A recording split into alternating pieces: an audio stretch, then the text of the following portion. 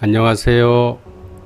삶과 죽음을 생각하는 삶과 죽음의 교차로입니다.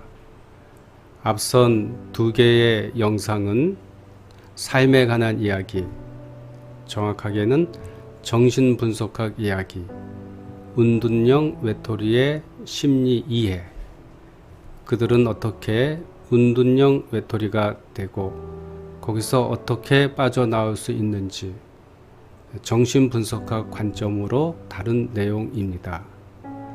오늘은 죽음에 대한 이야기를 올리려고 합니다. 오늘 제가 가지고 온 주제는 죽음의 시기를 선택할 수 있을까요? 여러분 어떻게 생각하십니까? 만일 여러분들에게 죽음을 그 시간과 시기와 장소를 선택할 수 있는 기회가 주어진다면 여러분들은 어떻게 하시겠습니까?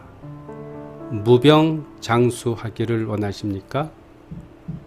무병장수하는 것이 꼭 행복일까? 무병장수가 가능할까? 아니면 100살? 아니면 120살? 아니면 살 만큼 살다가 떠나기를 원합니까? 저는 저의 지인들에게 종종 나는 땡땡 살까지 살 거야 라는 말을 하곤 합니다. 그러면 대개는 우스갯소리로 듣고 맙니다.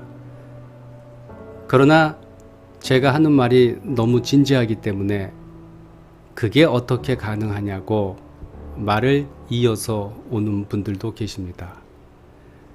그러면 저는 하나님과 합의해서 그렇게 이야기를 합니다. 그러면 하나님과 합의를 했다니까 혹시 진짜 아닐까? 그런 생각도 가지는 것 같습니다. 그게 어떻게 가능해? 제가 말하죠. 가능하다니까, 진짜라니까. 상대가 조금 진지해지면 제가 상대에게 묻습니다. 그래, 너는 몇 살까지 살기를 원하니? 제가 이런 질문을 던진 것은 이유 없이 농담 삼아 던지는 것은 아닙니다. 우리는 죽음에 대한 이야기를 너무 안 하고 있습니다. 아니, 하지 못하고 있습니다.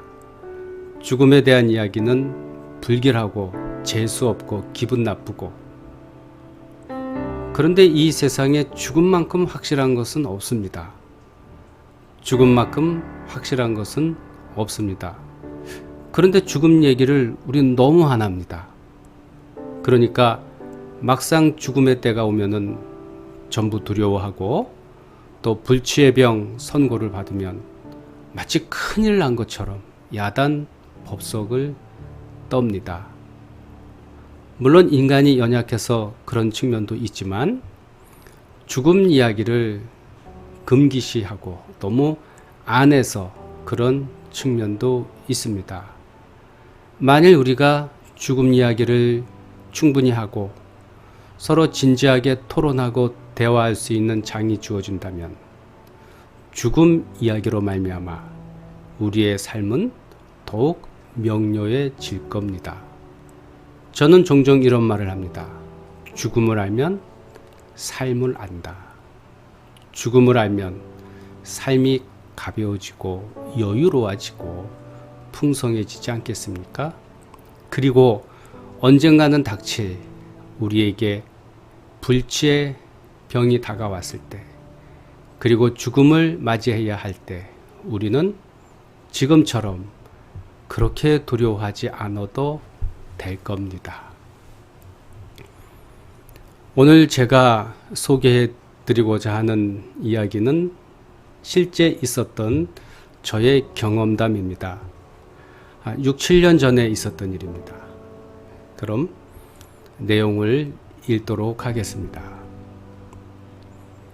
날이 막 밝아질 즈음에 동네 뒷산을 오르려 집을 나섰습니다. 뒷산 입구에서 몇몇 분이 모여 수군덕거리고 있었습니다. 진입로 입구에서 조금 더 간 곳에 누가 목을 메고 자살했다는 것입니다. 아침부터 그 처참한 광경을 보고 싶은 사람은 없었습니다. 다들 발길을 돌려 집으로 갔던 겁니다. 저는 그들의 말에 아랑곳하지 않고 늘 가던 길이니 가기로 했습니다.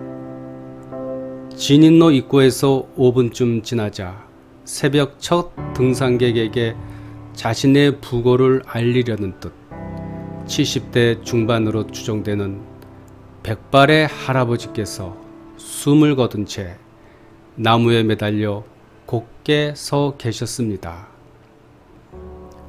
검정 제복을 입은 경찰관 3명이 무표정하게 그 밑에서 사고를 수습하고 있었습니다. 아침 햇살을 받은 시신의 얼굴은 매우 평온해 보였습니다.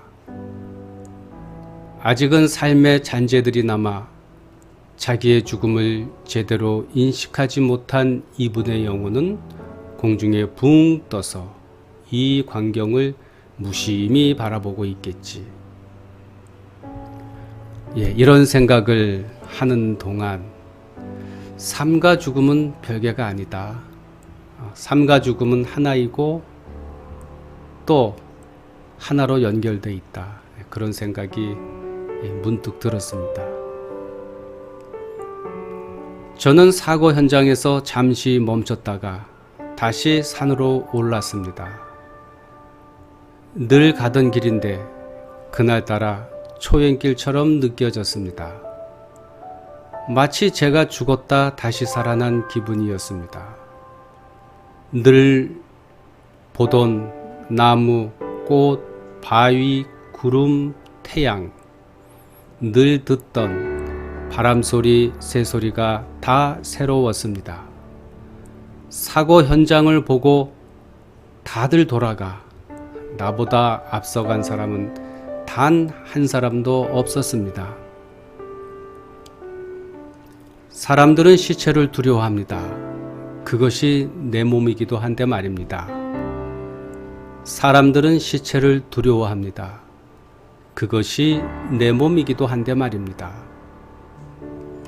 황혼 자살의 가장 큰 원인은 우울증 아니면 빈곤이라고 합니다. 둘 다 자신의 의지로만 개선될 수 있는 것들은 아닙니다. 이런 생각을 하니까 기분이 좀 잡잡해졌습니다. 현실적인 문제거든요.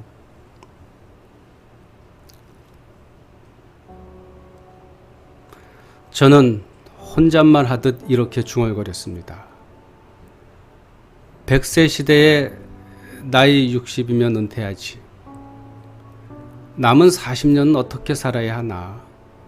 이것은 이 시대에 태어난 인간의 업인가 축복인가? 그럼 고령화 시대에는 죽음의 때를 스스로 선택하는 자율권이 보장되어야 하지 않은가? 사람이 태어나서 살고 죽는 일이 다 허무한 일로 느껴져 우울해졌습니다. 그러자 내 마음 깊은 곳에서 또 다른 내가 나에게 말했습니다. 나는 내가 살아갈 길을 보여줬고 용기를 주었고 함께 했고 생의 마지막 순간에 얻을 찬란한 영광도 알려줬다. 그리고 죽음을 직면할 고요하고 평화로운 마음도 주었다. 걱정하지 마. 편하게 살아. 나는 이 사고 현장을 기억할 때마다 두 가지 장면이 떠오릅니다. 하나는 이분의 싸늘한 얼굴에 후광이 되어준 동쪽 하늘에서 떠오른 아침 햇살과 다른 하나는 이른 아침부터 참혹한 사고를 수습하는 3명 경찰관들의 익숙한 행동입니다. 산의 정상이라고 해야 200m도 안 되는 곳에서 나는 두 눈을 감고 이분을 위하여 기도했습니다. 하나님, 스스로 생명을 끊어야 할 정도로 고통스러웠던 이분의 마음을 그곳에서는 위로해 주소서. 나중에 알게 된 이야기인데요. 이분이 모 대학교 철학과 교수로 계시다가 정년 퇴임한 사람이라고 했습니다. 그럼 다시 처음에 질문으로 되돌아오겠습니다.